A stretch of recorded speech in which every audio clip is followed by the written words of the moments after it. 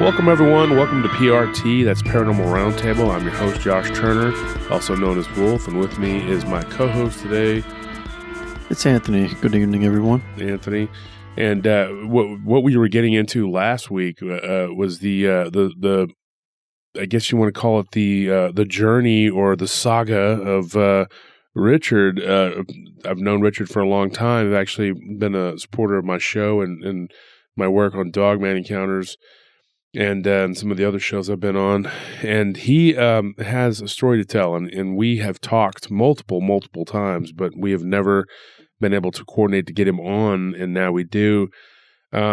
He's been on a couple other shows, but unfortunately, his Dogman story was kind of botched and not told correctly by another podcaster, and so we got him on. And tonight, is part 2, and he's going to talk about that Dogman encounter, and he's going to talk about this shadow encounter that he had, and a skinwalker encounter that he thinks that it may have been a skinwalker. So we're going to get into that, but first, before we do, we wanted to let everybody know that the Jersey Devil Art Contest is still going on. Don't forget about that. That's our cryptid of the month. That's May, and I wanted to talk to everybody about our email address. Let's get the email address out of the way. prtpodcast.com is our website. So it's Josh Turner at prtpodcast.com. That's the email address, Josh Turner at prtpodcast.com. And the email address is prtpodcast.com. No, it's the website. The website, I'm sorry. Yeah. And so I'm eager to get back into the show here. So here's the thing. We do have a groups, Paranormal Round Table group in Facebook. We have Paranormal Lounge, Paranormal Encounters, and we have Whisper to a Scream. That is a project that we do with Ryan Tremblay. And don't forget about our live stream every Tuesday at 7:45. We do a live stream and we talk about all kinds of stuff and we answer questions. It's a Q&A, but here lately we've been talking about the LBL. Join us for that. Don't forget that you can also submit any kind of artwork you want to our website and you can go back and listen to the shows. We're on several different platforms, YouTube and Spotify and just several different ones. And be sure to like and subscribe, even if you're listening to us on Spotify or any other channel, any other platform. Help us out and join our groups and go and like and subscribe on YouTube so we can build and grow together. We hope you enjoy our show, and we try to do the best we can. Don't forget, every week we do a book giveaway, like every week, and we give away an autographed book from any number of authors, Linda Godfrey, Ken Gerhard. Just depends on who we decide to send out that week, and you could be the winner. We will post the show link from the YouTube link on the Paranormal Roundtable group page. Okay, so that's how you can win that contest. All you got to do is leave a comment on the link from the YouTube show on the Paranormal Roundtable group page on Facebook. Okay? So if you want to communicate with me, you can message me or you can send me an email and send me your stories and we'll talk and maybe we can get you on the show. If not, well, I can tell your encounters for you. It's your choice, whatever you would like me to do. A lot of people just would rather me tell it, but sometimes we get people that are willing to come on and talk about their experiences. And so that's what we have going on right now. So be sure and enter into that contest every week. Leave a comment. You could win. And without further ado, I guess we're going to get started. So, Richard, I have a question about all this. You've heard my show, so let me ask you this: have you heard the episodes where we talked about there was an antique that somebody had brought home from an old house, and there were some objects that were taken? I don't know if you've heard that episode. I've heard I've heard all the episodes a couple of times. Yeah. You'd have to be a little bit more specific, though. I'm not sure. It was a woman that took she had like a mirror. She brought like an antique. Oh, yeah, small yeah. mirror. Oh, yeah. Yeah, and it was like Yeah, a hairbrush, I believe, and some other. Yeah, I remember that one. Yeah, and since that episode, I've gotten more stories. Like every time I do a show, I get inundated with stories about that particular topic, and I've gotten some pretty good ones. But one of the things I was going to tell you, it's very common actually for antiques to carry like energy from their past owners, from if they were negative, and there was something that was around them that was negative. A lot of times it'll linger around, and objects can get attachments, just like and so I've never liked the antique thing. It was always. I remember Lon Strickler coming on our show and talking about the like his parents. I think they either ran an antique store, they owned one, or something. Oh, dear. And he was talking about some of the stuff that went on. I can tell you, that I've gotten lots of reports of antiques having issues. So yeah, that doesn't surprise me. It's not like it's shocking to you. It is a terrifying experience, and it is unsettling. But I'm not like, wow, I'm shocked that happened. Because antiques do that. But I mean, it is a terrifying thing to happen to you. But I'm not surprised. Let's put it that way. I mean, it's very common, dude. It was very common, dude. And I have a stepmother who's a silly person who brings. It happens. Well, she brings antiques. She had an antique shop, and then she brings them home and has them all over their all over their apartment and stuff. And yeah, and so that she would like I would always feel uneasy and unsettled, over there. But her and my dad had lack spirituality, There you go. So they don't really feel it or notice it or see it, and they pretend like stuff like that doesn't exist. So that makes them comfortable with, with that's how they deal with it. You know what I mean? They're just devoid of spirituality. So it also means that whatever is attached to it can play them like a piano as well. Oh yeah, absolutely, yeah. But I've been in their house and like. I went over there one time and didn't even know they were on vacation. I'd stopped by, and my aunt was actually there feeding one of their dogs, feeding the dogs or whatever. And I went, I knocked on the door, and I saw her vehicle there, and I was like, oh, she must be visiting. And so I sat there and I talked to her a little bit. And when she was getting ready to lock up, she had gone to the bathroom, and like I heard like something like somebody clear their throat in my dad's office. Oh, wow. And I was just like, oh God, dude. And I always thought there's like this weird antique, like little, I don't know what you call it. It's just junk to me. I don't know. It just looks like a little junk thing that you put like little figurines on or whatever. And I always thought there was something evil about it, because you get that, like you were talking about, a sense of dread. Yes, sir. Yeah, you get that. You would know too. You can pick up the spirituality to it. Yeah, you can feel it. And if it's around, Amen. I feel it. Yeah, and I've always been uneasy in that house. And I absolutely don't think it's the house. I think it's them bringing those all those different old artifacts into that house, and not all of them are like that. And folks say, "Oh, antiques are," not all of them are like that, but you do. No, not at all. Yeah, you do get stories. It only takes one though. Yeah, that's all it takes. You definitely increase your chances significantly of bringing home a cursed object by bringing home antiques. Ain't that the truth, bud? Yep. Ain't that the truth? Why man? take that chance? And accepting them from people, because they would have random people show up there at their house and give them things. No. And at the store, and yeah, right. And their greed got in the way of sensibility, as it generally seems to do in people. And yeah. C'est la vie. And so I just wanted to, sorry. Go ahead. I just wanted to say too. I talked to Lon Strickler about my Skinwalker encounter, and he was a real gentleman. I really liked that man. He was amazing. Yeah, Lon Strickler's had a lot of weird stuff happen to him too. I mean, that's why he kind of got into this whole deal. We've talked extensively, and he's very. He helped me out with my kidney stone too. Like, give me a lot of advice and stuff when I had that stone like a month ago. He was like. He's a good guy. I mean, we don't agree on everything. I don't agree on everything with anybody 100%. But he's a very, I guess, how would you say it? A consummate professional when it comes to doing what he does. His show is pretty good, and he's a good author. And I got a lot of his books that he autographed for me.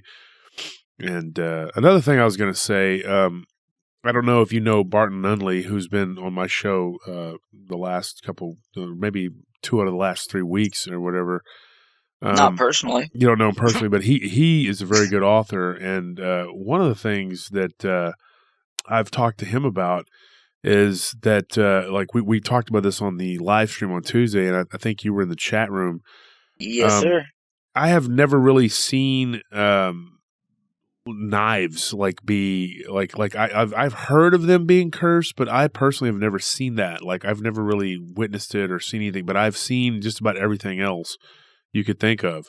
But we were talking about blades and how typically, for some reason, blades tend to be like a ward against evil. And so, wasn't it the iron in them? Yeah, it's like the metal, it breaks it up or something. I think and so me and Barton were talking about that because he has a sword that was forged and he calls it Nightmare, and it's a pretty cool looking sword. But and we had touched about that on the live stream, and I think that one of the things that I was told by my stepmom was that she never really runs across many antique knives like that people are selling or whatever. So the one thing that probably would be a positive she doesn't get. So yeah, makes sense. Well, that's interesting because I have quite the collection of antique knives right now. But yeah, she said she just said that she didn't really run across that many or whatever. But then again, she could be lying because she knows that I like to collect them. So I like to collect blades. So she probably didn't want to. You and me both, brother. Yeah. So let me ask you this: you had said something about hearing your name called in a basement. Oh, wow. Yeah. Yeah, that was pretty creepy. But I don't know. It was just strange. But it was very audible. It wasn't my parents. It wasn't my brothers. It wasn't anybody in the house. But it was as clear as day. It was always from behind, and it was always like up in the air. Though it was like always like where the floor would be. Which is why I thought it was coming from upstairs. But then I would ask. All of this started after that incident with the with that silver ball. It set off quite the domino effect. Yeah, it had a real domino effect in my life. It really did. You think that you had angelic and demonic encounters after that? Oh, I did beyond 1,000, beyond 100% in the same encounter, in the literal same encounter. Yeah. Yeah. And you said something about in dealing with an ex-girlfriend whose mother was. Oh, Lord, yes. You want to get into that? Tell us about that. Well, she was a practitioner of black magic. Apparently she was quite, I don't mean to give her any power because as soon as Jesus Christ came into my life, it broke all power but it was whatever we had fallen out. We had a falling out, her and I began having seizures, like grand mal seizures. Oh man. But it was to the point where they would happen to such a they were happening every week between Friday, Saturday, and Sunday between 11 and 3:30 p.m. So it was almost like they were scheduled. It was almost like a demon came to visit. Oh my gosh. Because I'll tell you this, the first time it happened, my girlfriend said I was talking to her, who was seated to the left of me.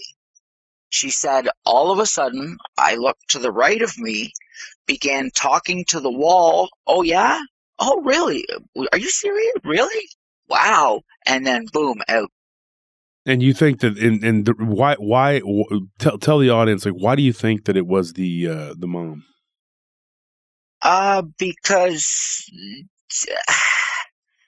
it was the type of magic that she was practicing, and it was what her daughter had told me about her afterwards, learning about how black magic is done, learning about what sort of witchcraft there is, how it works. Everything began to make sense with everything she was doing in her life, and how the power of it sort of manifests. Jesus Christ rebuke it. And what she was doing to gain that power from other people. Let's just put it that way. She was basically an energy vampire of a sexual nature. And so you eventually got away from these people. Amen. Praise the Lord. Because I believe she became possessed for a while there at the end, because she took, as soon as all that happened, it turned her attitude and she became a completely different person as well. I don't know how, those spellcasters, they will really do all they can to get you. And this leads into what happened afterwards. After we broke up, I went back again to live with I went back to my parents' house, and I was living with them for a few months. And then all of a sudden I run into the worst thing that had ever happened to me, which is this shadow demon encounter. And so, was this anything like the one that happened to you when you were a child? When I was a child, all I remember is like a black blob or a black sort of shape jumping from the rabbit that was on the floor it sort of manifested out of shadow and leapt onto me. It didn't have any definitive form. Like, I couldn't say that it was a person or a dog it was more just like a blob.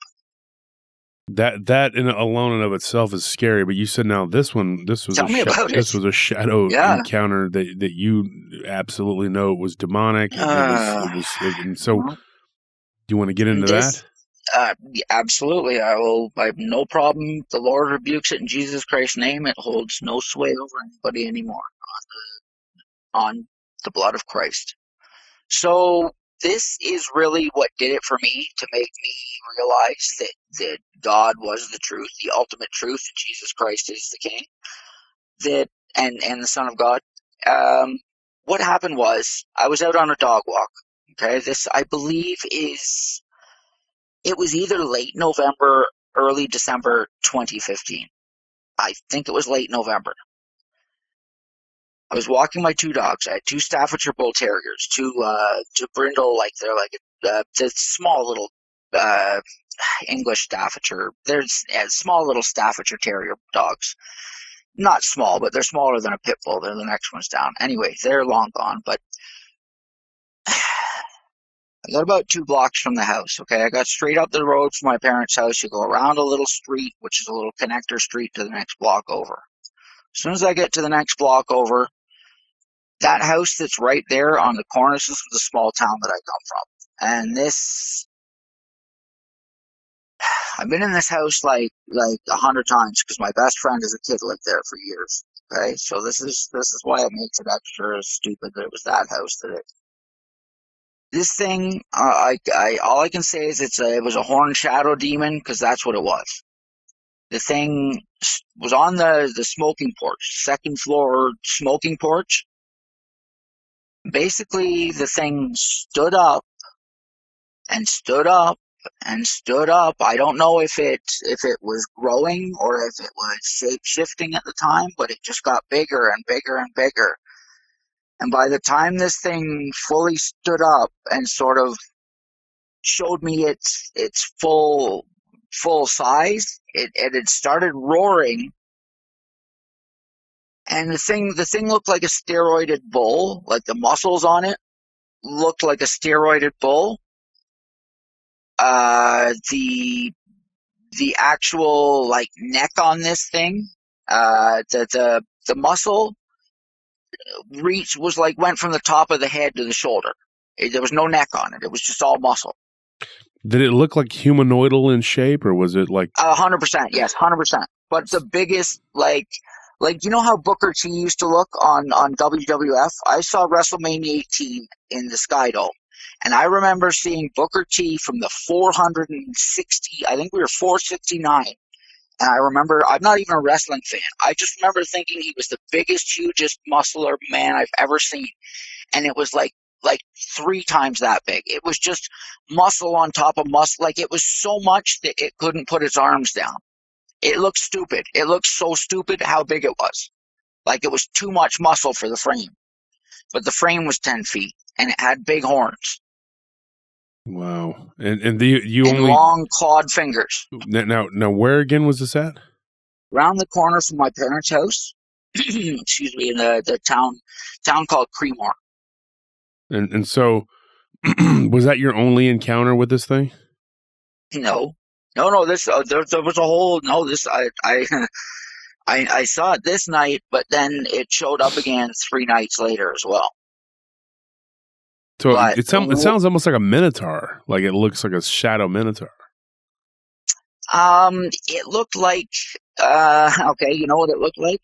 You know that Singles commercial where they had the devil on it, or the devil that Buddy plays in the Christopher, what's his name, plays the real big huge one. It looked like the devil, man. It looked like the devil, but in a solid black form with no the stereotypical form of what people say that is. But it wasn't red. It was solid black, like blacker than black, cut through the darkness black, and was 10 feet tall. And if I had to put a weight on it, it would have weighed like 1,500 pounds with just muscle. It looked stupid. It looked dumb with how much muscle there was. Like it didn't even, like when you see big, huge, like, you know what I mean? You'd be like, whoa, that looks, like I wish that was me, right? But this just looked ridiculous. This looked like one of those steroided bulls that just has too much muscle everywhere. Did it look like it was an actual shadow, or did it look like yes? Okay, so it was actually a shadow. But it was okay. It was, but it wasn't in the shape because it had a definite shape. It was a solid black being, which is why I called it a shadow demon. But it looked like it was made of shadow, but it was solid black, but like blacker than the shadow around it. So much so that it stood out like more than anything, right? And it was 10 feet tall. At least. It was huge. It was the biggest thing I ever seen. Other than that, it was comparable to that dog man. So this thing you saw it multiple times, and what did it do? What would it do? Okay, what it did? We got to it. We got to where I got to where say the sidewalk would be, and I'm looking up at this thing as it sort of stood up and put its arms up. And it began to roar audibly, but it was in my head at the same time, telling me, I hate you, over and over and over. And I could feel the hate. I could feel a physical presence of hate. So what it did is I instantly said to myself, oh, goodness, I've lost my mind. I've lost my mind completely. I've gone completely insane. But then I looked down and the 2 dogs were losing it. So I'm like, okay, I cannot be hallucinating if the dogs see it too. So then I was like, oh goodness, what am I dealing with? This is ridiculous. This thing takes 1 step off of the friggin' balcony and in 1 step jumped off of the 2nd floor. Like it was just taking a step, and then it was down in the driveway. And it was still roaring this roar, and it was like ear-shatteringly loud. I don't know how the whole street didn't come out. I wonder if maybe only I could hear it, but it was that loud, and it was doing the infrasonics thing. And what it felt like to me was that I had a wet, this is the only thing this was what my brain registered as the sensation. It felt like having a wet towel around each one of my organs, and every time it roared, it squeezed the towel tighter and tighter and tighter. Like to the point that when we got maybe 4 or 5 houses down the road, it was going like, ooh, where it hurt, and I actually had to cover my ears. But what it was doing is I got on the sidewalk, okay? And I was walking and keeping an eye on it to the left. I was walking down the road, down the sidewalk. The 2 dogs, I'm trying to fight these 2 dogs because they're jumping over each other trying to get away from this thing, trying to be the one that's not the closest to it. So this thing takes 1 step and jumps up on the next, like it was taking 1 step, and it just goes whoop, up onto the next roof. And then it perches itself on the roof, telling me it hates me over and over and over again. But perches on the roof, like trying to be all big and bad and scary, right? And these are big Victorian houses. These are 33 feet tall at the peak. So this thing, and then it's all big and bad, and it's roaring, and it's being all stupid. And I'm like, oh my God, is this thing gonna jump on me? Like I didn't know what to do or what to think. So I just kept going. I'm fighting the dogs. It takes another, does it again, takes one step. It's down in the yard beside that second house. It's walking sideways, facing me on the sidewalk, and it looked like it was playing piano with its fingers. And it's roaring, and it's roaring, and it's roaring. And I could, because it was in my head, I was in its head. It was the craziest sensation ever. And I could glean that it was getting joy from how afraid it was making us, right? But I wasn't like crazy. I didn't have crazy fear, but I was like, I was starting to approach that, right? Like I was like, what? I think I was in shock, to be perfectly honest with you. So we get another house, we go by another house, and it does the same thing again. It takes one step, and it jumps up on that house, and then it perches itself on the roof, and it's roaring. And by this time, the infrasonics started to hurt. Like by the third or fourth house, it really started to hurt.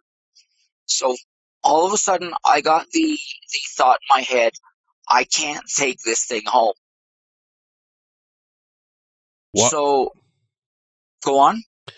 No, I was going to say, I mean, like, this thing is going to follow you anywhere you go. I mean, it has no boundaries. I had no experience with it, right? Yeah, exactly. But this is I had been thinking a lot before this about the UFO encounter in BC, right? This is when I started thinking about it a lot after this stuff, and then thinking about the witchcraft and thinking about, what had really happened. And then I humbled myself before God. I got to a point where I was like, I can't do this. You know what I mean? You get to that point, and that's when, got off the drugs and stuff, and it was beautiful. Thank God he saved my life right then and there, right? And that's when I encountered this shadow demon, right? Right after that, I believe this was God, because I challenged God. I said, I challenged him to prove himself to me, after he had already saved my life twice, of course, like an idiot. Regardless, he proved himself to me. Don't ever challenge God, right? Don't ever do that. That's take this as a lesson, please, friends. Don't challenge God. God. You don't got to worry about me, right? I don't mean, that's what I mean. Don't. But anybody listening to this, please. I'll humble you real quick. Yeah. So and he did to me. Sorry. So what happened was I got to that point where I was just about to break down, right? And this thing's up on the roof. This thing's up on the roof of a 33-foot Victorian house. And I said, in the name of Jesus, F off. And this thing roared, laughed at me. And I was like, oh man. As soon as that happened, it was like the whole world exploded in light from behind me. And this thing on the roof went from big and bad to instantly defeated in a split second, because I was in this thing's mind, and it was in my mind, right? It was going from all bad and whatever it was, telling me it hated me, and it was like it went, because what happened was, I'm going to assume this angel that had saved me before, it manifested in the brightest bright. It was blinding from behind. The thing was 10 feet tall. It was on a 33-foot house. And this imp, Jesus Christ rebuke it, looked way up at this thing. Right? I'm going to assume it was an angel. I don't know how it works, but whatever saved me then was the same thing that saved me before, because it put the left hand on my head and spoke to me in my mind again, and it was the same voice. but with that left hand again. Well, and what year was Right? This was 2015. Oh, man. November 2015. Yeah, like 5 years after it happened the first time.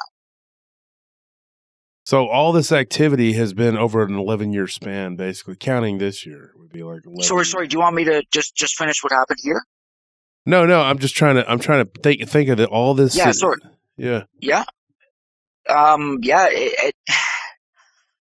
I don't know what to say. It's just, like I said, it's been almost yearly that something crazy had happened. Not every year, but sorry, what happened from here is this demon on the roof instantly went from big and bad to being like, like knowing it was defeat. I say like that was just the sensation I got from it. Didn't actually audibly say but it stopped saying I hate you, stopped roaring instantly, and the hand on the back of my head, the thing said to me, it said, Richard, that's not how to do it. After I'd said, in the name of Jesus, F off. It said, Richard, that's not how to do it. You know what to do. Get rid of this thing now. And it called it a thing. Okay? So I said, in the name of Jesus, I owe you nothing on the cross. In the name of Jesus Christ, I rebuke you. Or I rebuke you in the name of Jesus Christ. Or something along those lines. The thing roared, vanished from the roof in like a split-second instant, reappeared beside the house to the left, and was getting sucked in like a black portal, like a little hole, like maybe like the size of a basketball at the size of the house. And this thing, like remember when the Tasmanian devil in the cartoons would get stuck in a box or in a cage? How it would do that thing where it bounced all over the place? Like that's how they would draw it, where it was like bouncing. That's what this thing looked like it was doing, trying not to get sucked, like going from all different angles, like really, really fast. But it was half getting sucked into this black hole, this portal. I don't know. I said it again. I was like, oh wow. I said, in the name of Jesus Christ, I owe you nothing on the cross. In the name of Jesus Christ, I rebuke you. And this thing vanished with a roar. And so and you said this happened in 2015? Yes, sir. Yes, 5 sir. years November, after the incident with the UFO thing. And so, yes, sir. Okay, so and so that it ended finally. That ended in what year? Like it started in 2015, did it end in that same year? Was that it? What, the shadow demon encounters? Yeah. I saw it again 3 days later, and thank God that's the last time I've seen it. Now, I've seen other shadow beings since, but only for a moment or two, and then they disappear into the shadows again.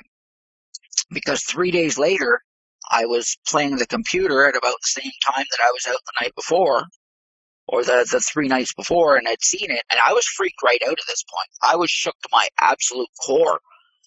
I was like, what on earth did I just encounter? Like, I didn't sleep for a couple of days. I was like freaked right out. Like, literally, this shook me like nothing else has ever shook me before, I think, in my entire life at that point, up to that point.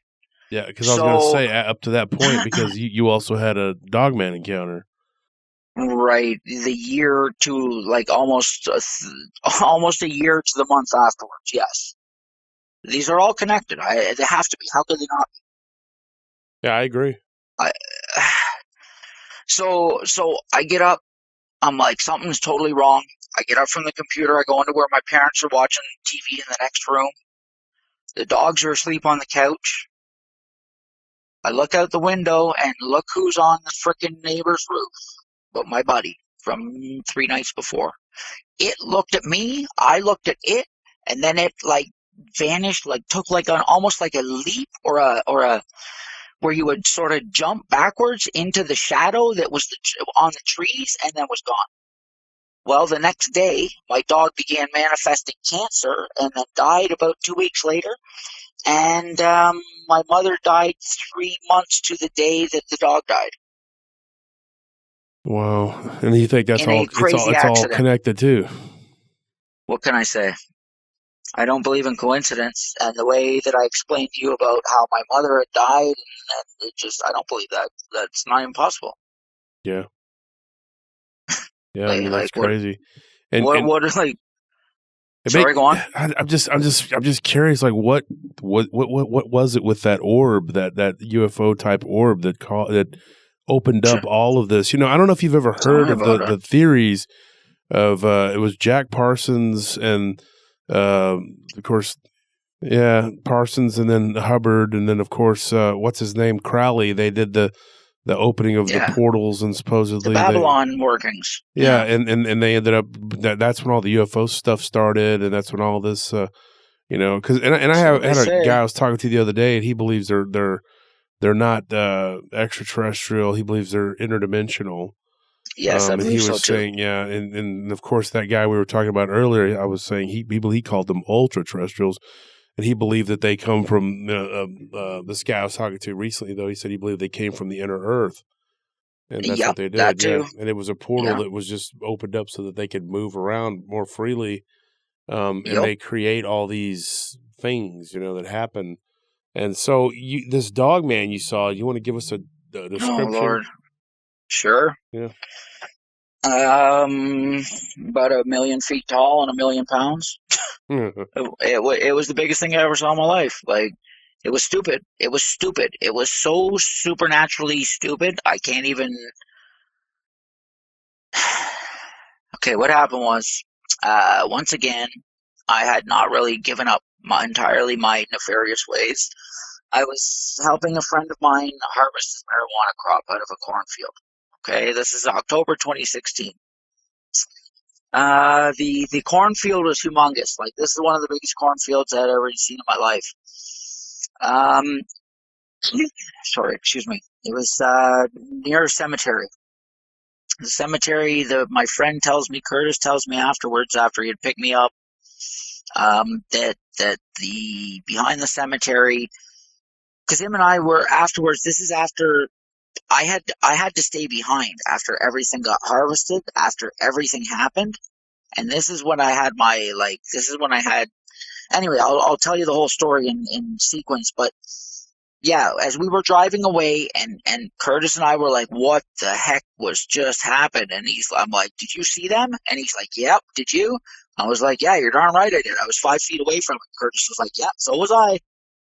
Right? So, but afterwards, he went like crazy with booze and cocaine. He the poor guy, God bless him, went right off the deep end, not being able to handle it, right? Knowing what he had just seen. I at least was studying into these things because I had experienced that shadow demon the year before, right? When this happened. Okay, so we're in the field. The four of us spread out. The three other guys, they went way off to the left. I was off to the right. Okay, what happened was, it was a really dark night. The stars were out. It was no moon, I believe. I don't think there was a moon. I don't remember a moon anyway. And off in the woods, which would have been the way I was looking when it happened was off to the left. Way in the woods, all of a sudden, it looked like one of those those Bill Nye the Science Guy electricity balls with the blue electricity, blue lightning electricity. You put your hand on it and it shoots it around. Exactly. It looked like that up in the trees. And it was crackling and doing its thing. And what in the name? And then it began to expand. But it was expanding parallel. You could see it getting bigger. It was expanding parallel to the ground. All of a sudden, something fell out of it. Okay? And you heard it. It sounded like it was 1,000 pounds and come crashing down through the branches and hit the ground with an audible thud. I'm talking, I was probably at least 1 kilometer away from this, if not more, on the other side of the cornfield. And I heard it like it was 20 feet away. It was that loud. I shouldn't say 20 feet away, but it was audible. You could hear it as plain as day. The night, sure, it was night, but whatever. So 2 seconds later, to the left of that, it looked like it was back from the other one a bit, but to the left of it, exact same thing again. Can I ask you a quick question, though? I don't want to anything. Yeah. No. This thing came out of this portal, and it was in the air. Yes, in the middle of the, but like 30 feet, 25, 30 feet in the air, like way up So in it the just top kind of of the dropped. trees. It dropped down onto the ground from there. It crashed down to the ground, come crashing down. It sounded like it hit every branch on the way, breaking every branch. Crash, smash, boom, bang. It definitely got your attention. It was as clear as day, and then hit the ground like a 1,000-pound sack of potatoes. But instantly the thing sprung up and blasted into the cornfield. I mean, because you could hear it as plain as day. I'm telling you. And this thing sprung up instantly, like it didn't hit the ground for a quarter second, and it was up, and phew, it ran so supernaturally fast. It was like somebody was driving a Lamborghini around that car, around the freaking cornfield. It was stupid. And then the other one opened up, and the two of them started to run relays between my buddies and I. It was ridiculous. Richard, what do you think the purpose was of this thing? Lord only knows. I have no clue why they chose to mess with us that night. I have no idea why they opened up a freaking portal. I have no idea how. I have no idea why.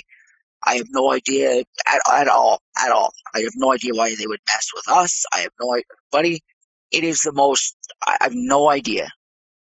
Maybe God showed it to me. I don't know. I literally, I'm putting everything I can't explain into the God was showing it to me category. Was this the only time that like you saw this creature or just one time? Yes. That was that one incident? Yeah. That's it. Yeah. And it was Thank just God. one creature? No, there's two of them. Two of them, yeah. And yeah. One was a lot bigger than the other though. Well, one was like man-sized. Is the case. What about the light? Like from, what do you mean? From that the electricity, what color was it? Blue. Yeah, like exactly the same as I was instantly thinking. As soon as I saw the electricity, that's what I thought is the Blue Nye, the Bill Nye Science Guy balls. That's instantly what I thought. Yeah. And it never happened again. No, God, no, thank God, no.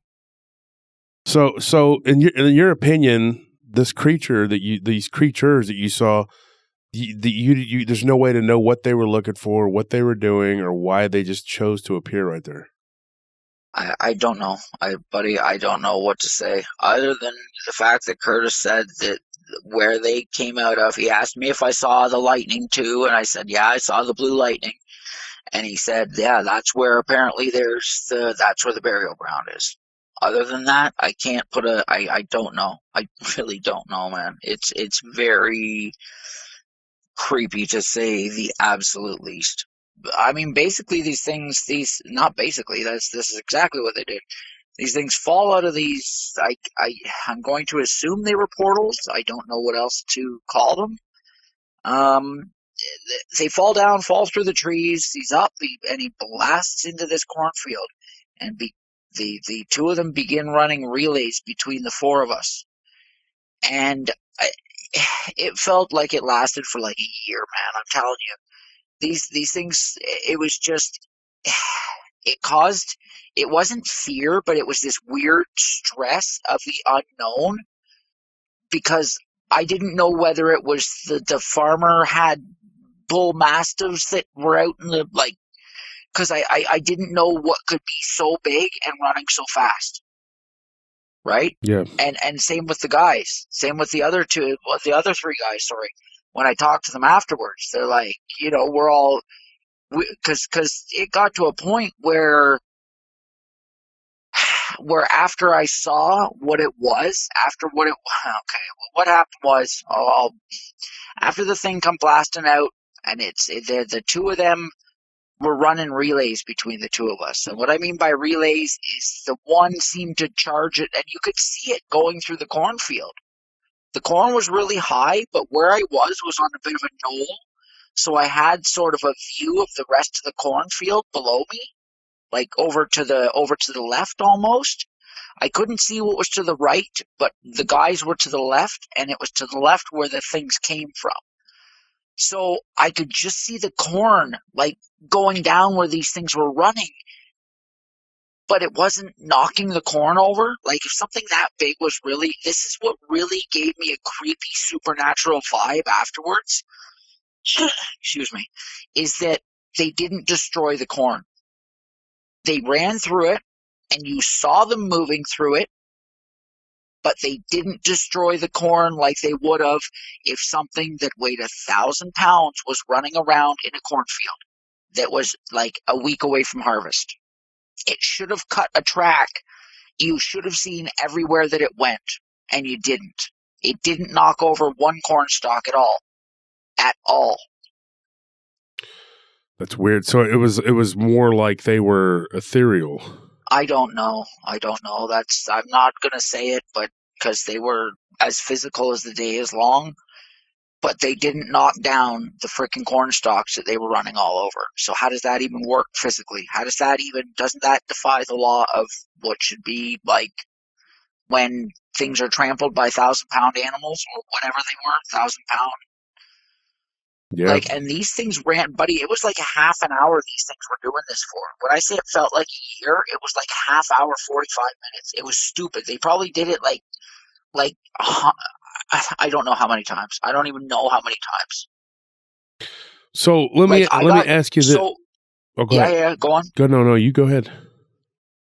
So, okay, so this is where I got to the point where I started like yelling and screaming for my buddies because I didn't know what was going on. And that's when this thing walked right up on me. Okay? The one come in from the left side, the one come in from the front of me, and then my buddy's dog come in from the right, and I almost actually shot the dog because I thought I was getting flanked. I thought these two, they were doing the velociraptor trick. Get your attention over here, because they kept doing that to us. One would run in from one side, and then the other would run in from the other side, right? And I was like, I kept thinking, are these things going to attack? But then they would just run away. They would get like 3 or 4 rows of corn away and then run away. So you could just see the shape of them, and then they would run away. But then the bigger of the two, walked right up to me, walked like literally 2 rows of corn away, 6 feet away, and then just stared down at me. So let me ask you this. The thing was humongous. Yeah. Yeah, I was going to say just now, how big? But it was the biggest,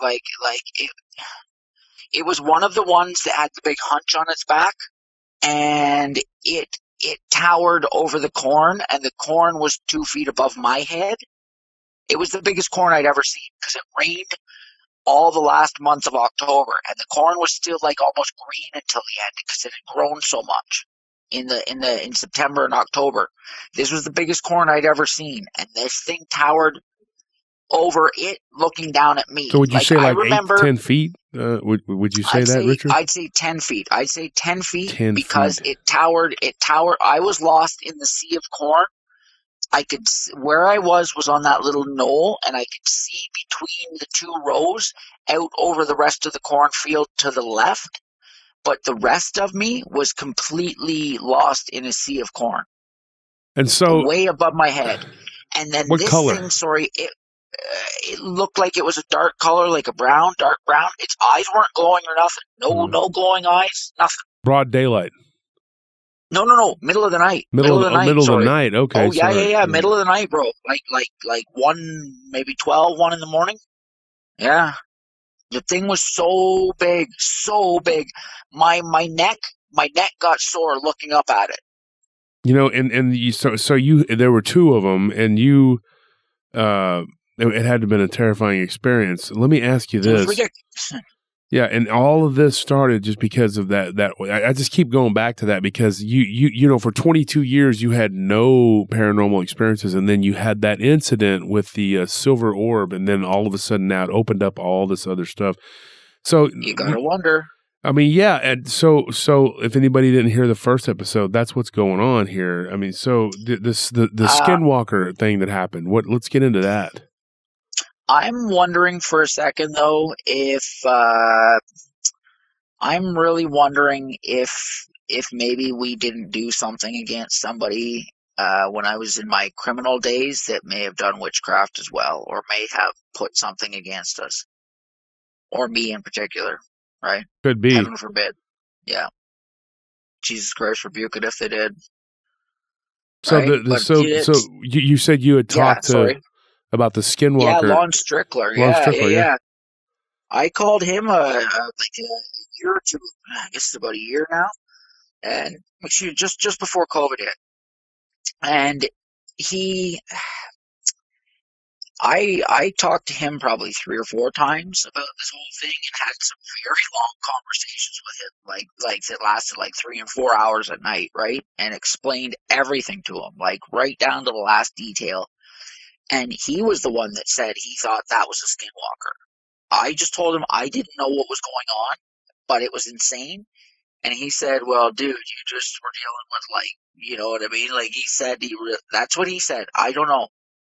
I don't know what to say, but I'm not going to argue with the guy if he's the expert on the matter, right? Well, there are no experts. Okay, fair enough. But well, I don't know. He's very knowledgeable. I have no I idea. admit that he's very knowledgeable. No idea, bro. But honestly, tell our listeners that haven't heard the story. Tell our listeners what happened. Well, I was working for the same guy again. This is the very next year. This is October 2017.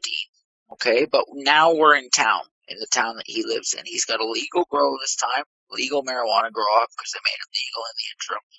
And he's got it at his house, okay? But it's outside in like a greenhouse, and it's all fenced in and everything. So I stay the month of October in a trailer out beside the stuff, okay? And for the entire frigging month, this thing played the harassment game until at the end when it culminated in the madness that it did. It wasn't, I never actually saw this thing. I saw fleeting glimpses of it many times, but every single time until the very end, I thought it was people trying to rob the weed. Oh, man. This thing on a nightly basis set all of the alarms off. On a nightly basis, it set all of the cameras off. I never saw anything ever once other than fleeting glimpses. But this thing harassed me nightly, all night, every night, for a month.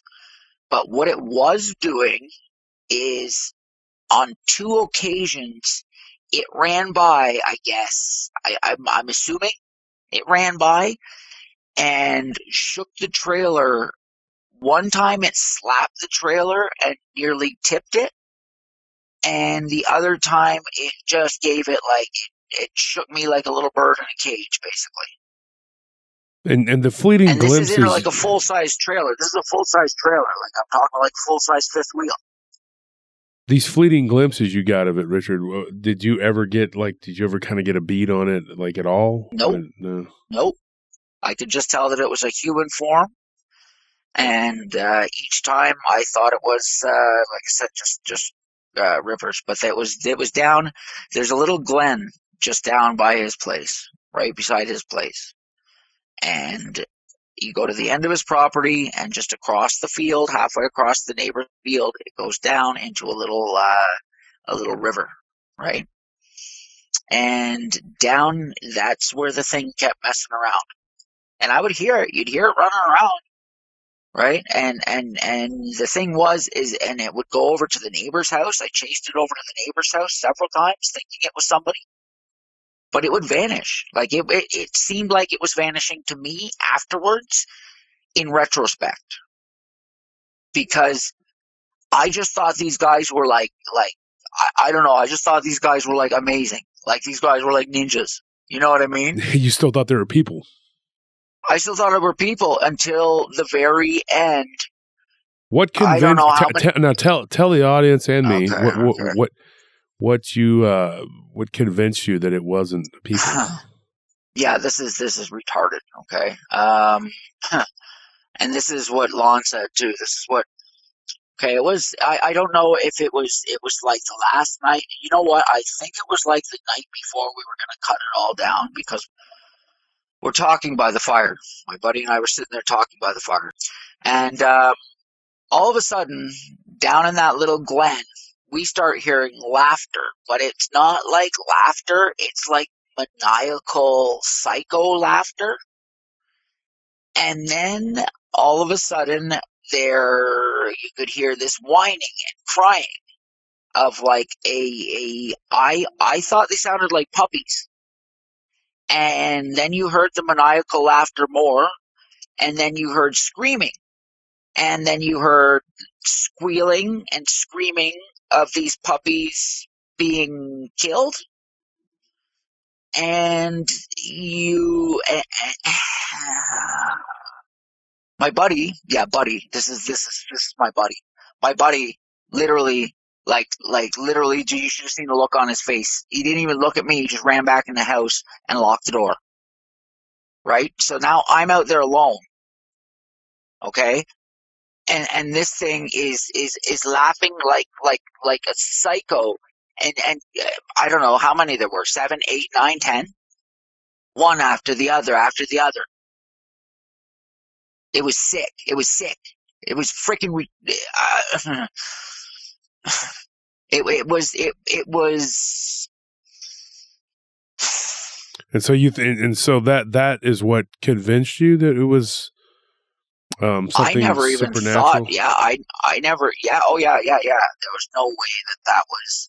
It was the laughter. There was no way that a human being could laugh like that. Yeah. What did it sound like? It was like if the devil was down there laughing and killing puppies. If your worst nightmare was down there laughing and killing puppies. And you think they were puppies? It could have been like coyote puppies, or were they? That's dogs? What I thought it was. Yes, coyotes. Yeah. Or he killed the whole pack of coyotes. I don't know. They sounded like puppies because of how they were whimpering and crying. He might have slaughtered a whole pack of coyotes. I don't know. It was. Yeah, I've heard of that. But there was. Oh really? Really? Yeah, I've heard of this. Actually, not. And I don't know if you remember in the last episode when we talked. Right there, where me and my wife, she thought she saw what was like a Bigfoot. I saw like the back of it. We heard what sounded like a pack of coyotes fighting with something, which wasn't unusual in Texas because there's a lot of hogs and the coyotes and the hogs fight. But we heard what we thought were coyotes, and it sounded like they were fighting with something, and then there was this yelping, squealing, and it was like something was killing them. And then all of a sudden, everything just went silent. Well, that's what happened. That's what happened to me. I mean, but the thing here's the thing. Hold on for a second, Rich. I'm going to ask you a question. Sorry, bud. Sorry. Yeah. Oh, no. Don't apologize. I just wanted to ask a question because I know this is very hard for you to recount this. But could it have been a Sasquatch? Go on. Could it have been a Bigfoot? Sure. Yeah, so I mean, but it was laughing. You really think laughter. But it was the human-like laughter. So that's why you and Lon came to the. That's why you and Lon came to the conclusion that it was more than likely a skinwalker. So it wasn't necessarily. It couldn't have been a Bigfoot, and it couldn't have been a dog man in the sense that people think I don't know. I don't know. Like I said, I'm going on what Lon told me. Right? I just told him what happened. I never even thought skinwalker for a moment until he said it. And then he explained to me why, because of the fleeting glimpses, because of rocking the trailer, because of the laughter. And I had heard it several times, right? And I thought it was people trying to rob the crop, right? But I'm telling you, dude, this laughter, it was so evil, and I knew it was for me. I knew it was doing it for me. You knew it. I knew it. It was so evil, bro. What about this one? You had said something about you saw a shadow-looking creature that was like a dog or a bear. What you want to elaborate on that? Oh, yeah. Well, okay, so since that was 2017, and ever since then, I haven't seen, anything, I shouldn't say physical. Well, I guess physical. I haven't seen a physical creature, but like I said, there's been a lot of. I've seen shadow men, out on walks. I've seen a lot of. I've been having a lot. Have you seen these blinking stars? These stars that seem to be They're brighter than all the other stars in the sky. And what they will do, it's an actual star, and it will like get really, really bright and manifest into almost looking like it's exploding and then collapse back in on itself. Not really sure about that, but the blinking part, yeah, I do get that. It's been crazy.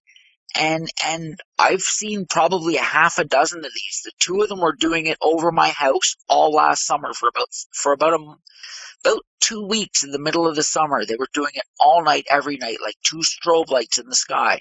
They're there right now, the 2 stars, but they had done this. Is that signs in the skies? Who knows? I think it is, personally. But that's the sort of thing that's been happening to me since then. But I've also come a lot closer to Christ, right? Like, I've also made Jesus Christ my Lord and Master and Lord and Savior, and gotten as close to God as I can. And I believe that has stopped the manifestations. But what I saw the other day was ridiculous. It was, I've seen a lot of these fleeting shadows out of the corner of my eye. It's almost like a manifestation, and it's been happening the last few months, where it's like a swirling manifestation, but it will draw the eye and then it will disappear, like almost like something's manifesting out of but it's like a gray and black swirling almost. This is what it sort of looked like. It was basically a see-through shadow. It was the size of a van, and I had come in from a walk at about 1:30 in the morning. I had just crossed the street, and this thing ran past me and manifested for maybe a 1001, 1002, and then was gone again. But it was the size of a van, and it looked like either a bear or a wolf, that sort of an animal, and it was running down the road in full gallop, but it was in like a crazy, smoky, ethereal form where you could just see the body shape. You could see through it, but you could definitely, there was no done, and it ran by me, and I turned to the left and saw it as it ran by, and I was like, are you kidding me? And then it was gone. I don't know. All I say is Jesus Christ rebuke you and keep on walking. There's just been so much of that crap. It seems like every day now, and now that the veil is so much thinner, and old CERN over in Switzerland's been running nonstop for pretty much the entire last year and a bit too. Coincidence, maybe. Coincidence, probably not. It is what it is. It is what it is, right? And yeah, I could do a whole show based on what you just said right there. I mean, that's a amen. whole CERN, which was the god of mischief of the Celts, and then of course Saturna, which was the from the Romans. But we could get all into that and get all Cernos. Yeah, Cernunnos is the Green Man, and after the Green Comet comes the Green Man, and the Green Man is Lucifer. And then of course, I know what you said. Yeah. So Richard, we're at the at the end here, and okay, I want to thank you for coming on and talking. My pleasure. And telling all these encounters, and it's crazy because it all started with that silver orb and the abduction, and then after that, it's just opened up a Pandora's box of paranormal for you. It definitely kicked the door open to something, didn't it? Yeah. Oh, yeah. And I think that's kind of how it works, and I think you're living proof of that. And then if people would just listen to you tell encounter after encounter of the weird things that have happened to you, they're gonna be like, "Oh, that's crazy. That's not," But there was something. You mean like my whole family? Well, I mean, like anybody, because they're not going to understand that there was a start to it right there. I mean, it began with that, with that incident. You're probably right, man. Yeah. I mean, you deal with more of these things than anybody else that I know of, and I mean, it's like an investigator, right? They put all the pieces together and then say, draw a conclusion at the end, no matter what their biases are. At least the good ones do. Yeah. That's what it's very interesting. I don't think I ever thought of it like that, but with you saying that, I know that you're right, because if it was the first thing have you heard of people saying that they've been abducted before and that started other supernatural stuff? Absolutely. Oh, wow. Okay. Yeah, that's absolutely because I had a woman that had been abducted for years by Greys, and then she started having experiences with reptilians, and then and then she was telling me that this dog man that I had seen when I was 15 was actually an alien of some type. That was her belief, because and I had somebody who was being abducted, and she saw these mantis type creatures, and she saw these two dogman type creatures, and it all started with her abductions. But that's a topic for another show. Richard, I sincerely appreciate you coming on, and my pleasure. I thank you for coming on, and keep praying and doing what you do, and thank you, sir. Keep the faith. You too, my friend. God bless you. God bless you. God Everybody bless you out there at PRT land listening to the show, you'll have a good night. God bless you all.